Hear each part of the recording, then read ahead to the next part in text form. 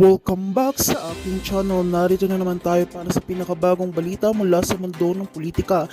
Matapos ang mahabang investigasyon at matinding pagdinig, tuluyan nang bumagsak ang hatol laban kay Liza Tanas na sinasabing utak sa likod ng illegal na operasyon ng mga pulveron na intercept kamakailan. Ang naturang pulveron na umano'y ginagamit sa illegal na kalakalan ay nadiskubre ng mga otoridad sa isang warehouse na lihim na pinapatakbo ni Liza Tanas at ng kanyang mga kasamahan.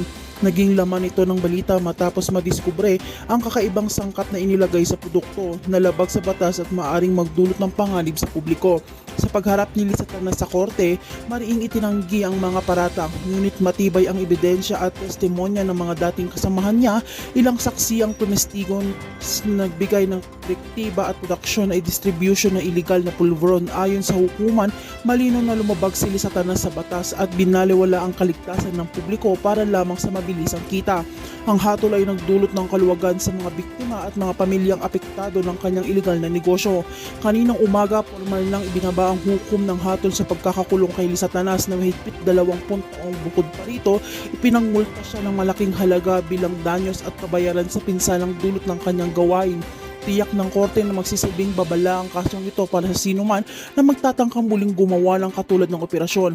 Malaki ang pasasalamat ng mga otoridad at mga sambayanan na mabilis na aksyon ng hukuman, samantalang nagpapatuloy pa rin ang paghahanap ng ilan pang sangkot sa operasyon na hindi pa nahuhuli.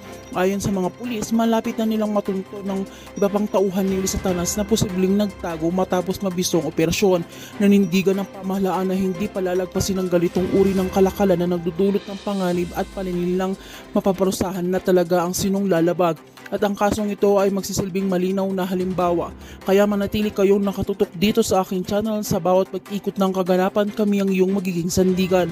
Sa paghatid ng walang kinikilingang impormasyon, huwag kalimutang i-like, i-share at i-subscribe para lagi kayong updated sa mainit na balita sa mundo ng politika. Hanggang sa susunod episode, mag-ingat, magmasid at maging mapanuri.